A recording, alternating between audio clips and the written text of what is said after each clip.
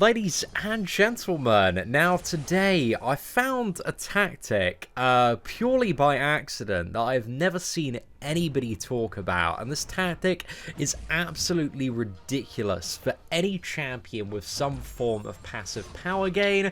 So today we're going to show off this tactic versus Hyperion, Mephisto, and also show just some general Doctor Octopus gameplay throughout Variant, man, because we've got some insane stuff today, boys, some absolutely insane stuff. Now, just as a heads up, the most important synergy that we're using here is the Electro synergy, because it allows our research categories, once they fall off, to immediately reset to 50, and once you get an opponent with a passive power gain in the corner, you can just infinitely spam heavy, and they gain a very, very small amount of power. You can see Hyperion's going up slightly, but the damage is just absolutely insane, man. That was such a ridiculous kill, boys, and you can do that against any opponent that has a passive form of power gain, as long as it's active. Now, to show you another example of this, we've got the Loki matchup. So while under 1 bar of power, Loki is constantly gaining power, and this kind of fuels our research category, which triggers the power lock, meaning if we get him into the corner,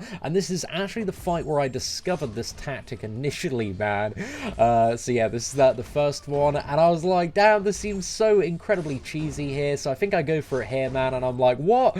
It's working. Okay, as soon as he stands up, I'm going to throw the heavy, so that's kind of my timing. Literally, as soon as kind of Loki is upright, like I throw the heavy, but I charge it just beforehand. So yeah, knock him down, charge the heavy, stands up, release it, knock him down, charge the heavy, stands up, release it, and then just rinse and repeat. And I was like, this tactic is pure dirt, lads. It's pure dirt, but again, it doesn't work for every single matchup. There just needs to be some sort of passive power gain, and then you can absolutely cheese the crap out of the opponent, and it's a really great time. Now, it works an absolute treat on Hyperion. It works really well for Loki as well, but I wanted to try a champion that has some form of passive power gain, and that's Mephisto here. So you need to get him into the corner, man, and it's a little bit tricky against Mephisto in order to do this. So I think it takes me a while to do, but also one of the very interesting things about Doctor Octopus is his heavy kind of extends slightly further, just by the look of it, than other champions. So you'll see we're actually able to kind of spam heavies toward the end of this video without taking damage at certain points from his Aura of Incineration. At certain points we do. It's a little bit weird in terms of the proximity and timing, as you're going to see very shortly. But yeah, Doctor Octopus, a potential Mephisto counter. This is my 6-star one, just a rank 1 here, so if you do get him as a 6-star champion, like even unawakened, man, you can still do this tactic. And if you got a 5-star one at rank 4, well, you know, he might have some very interesting uses if you're struggling for various other options on Variant, man, because again, even in fights without this, Doctor Octopus has one of the strongest heavy attacks in the entire game, because it deals a lot of damage via the breakthrough triggering. And again, if you have the Electro synergy, pretty much every heavy attack you do is going to be enhanced by this. So yeah, we get the Aura of Incineration, he's got the power gain, and now we can just infinitely spam heavies for the power lock here. We do take just kind of like random chunks of damage, but you can see we're not taking like constant damage from the Aura of Incineration. So yeah, this is working out really well, and Mephisto goes straight in the bin, lads. So yeah, absolutely great matchup, man. With the 6-star unawakened Doctor Octopus, we got through Hyperion, we got through Mephisto, which in all honesty are some of the biggest pain in the asses when it comes to this new variant. However, another pain in the ass is the very stacked Mister Sinister as well. Now, Doctor Octopus, when awakened, and I didn't see a single video on this, and to be honest, I should have done this video, actually has the most crazy synergy with the heal block, because the heal block not only blocks healing, but it also siphons it as well, which makes it insane for stealing Mister Sinister's regeneration. However, this one has the buff that whenever you heal block him, you heal block yourself as well, so it's not really that effective here. But in other Mister Sinisters, man, it's something to keep in mind that you can steal that regeneration. And just after this fight, you know, I'll show you a showcase versus a Mister Sinister on the duel here.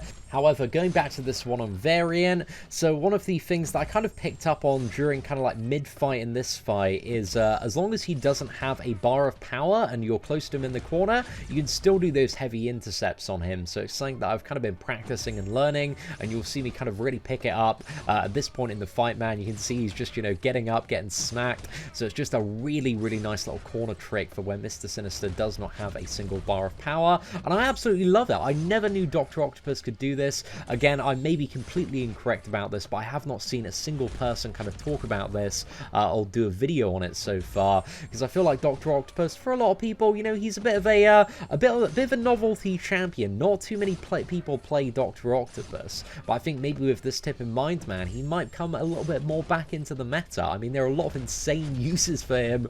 So yeah, I'm interested to see, man. I'm certainly interested to see. But we're doing really well against the super stack Mister Sinister. Again, one of the perks of the additional heavy attack spam as well is that a lot of the damage is being dealt via expiring of the research categories.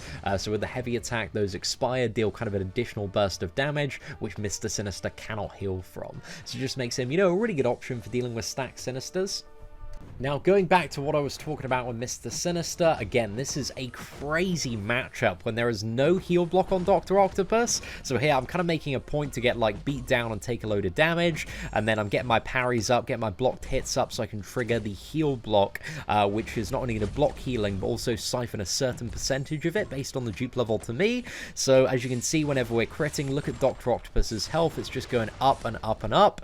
We're going to be siphoning all of that health based on the damage dealt. So it's just a really, really crazy matchup, man. We've already healed for like 30-something%. And again, there's a way to like infinitely do that if you trigger it via the special 3 and then spam the special 1 in a longer matchup. But it's just crazy, man. There's a lot of healing in that matchup, and it's something that I didn't really consider, and I should have done a video on, you know, a couple of months ago. So yeah, so many pro tips today, lads. Smash that like button if you are enjoying the video. Now, just to show you a couple of different fights against, you know, non-power gain champions, so kind of the bog standard of what you'll be dealing with. So this is Vulture, and we've also got a Spider-Gwen matchup to show kind of how effective Dr. Octopus is versus evade champions. First up, we've got Vulture, and here we need to stay, you know, fairly aggressive just because of the brute force node as well, but it's spamming heavy attacks, and here we get in another heavy. At this point, I should have gone for another heavy, so it's interesting to kind of watch my gameplay back now that I know, like, this little Intercept heavy attack trick, just to see, you know, all of the intervals that I miss. But I'm pretty sure toward the end of this fight, man, I get those kind of heavy intercepts down a little bit more, and, you know, once you're chaining on those, man, the damage output is just really, really nice, because every single heavy attack you can see here is hitting from anywhere between about 8,000 to 12,000 damage, depending on certain crits and variables there. But that's crazy, man. 12,000 damage off a crit, all of the components from it is just very, very nice from a 6-star rank 1 champion without any boost or suicide masteries or anything like that. And I imagine Doc Ock would be alright to use with the suicide masteries if you are a big fan of them,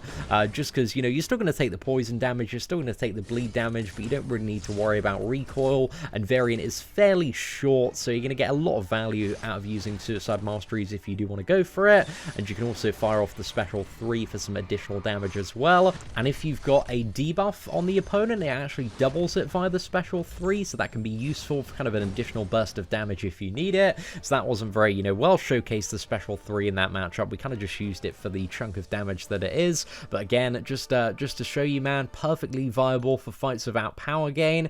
Definitely works there against Vulture. Now, next up, I just wanted to showcase Dr. Octopus versus Evade champions, because one of the really good things about Doc Ock that you don't realize how valuable this mechanic is until you've played the game a lot is having a very quick firing off heavy attack, because some heavy attacks like Hyperions and also Archangels to a certain extent kind of overextend the parry time. So you can have, I'm sure if you've played like Hyperion or Archangel, you know this, when you go to throw a heavy attack and they like evade out on one of the last hits, and it's really, really annoying. Granted, you know, Archangel, he quickly shuts that down with Neurotoxin, but if you've used Hyperion's heavy versus evade champions, you'll know. However, if you look very, very closely in terms of the timing, you can see Doc Ock's heavy attack is 2 very, very quick hits, so you can get it in and, you know, trigger that breakthrough, trigger that additional damage, all while the opponent is stunned, so you don't need to worry about evade, completely shuts the opponent down. So it's just really, really good for, like, Spider-Gwen, Nightcrawler, all of the evade champions you've got knocking about in Variant, a completely viable tactic there. So some really, really nice stuff. So yeah, just parrying and heavy attack, but also in these matchups where there is evade, you don't want to throw kind of those risky, like, heavy intercepts in the corner, because there's a good chance that the opponent will evade them and then attack back into you. So just something to keep in mind.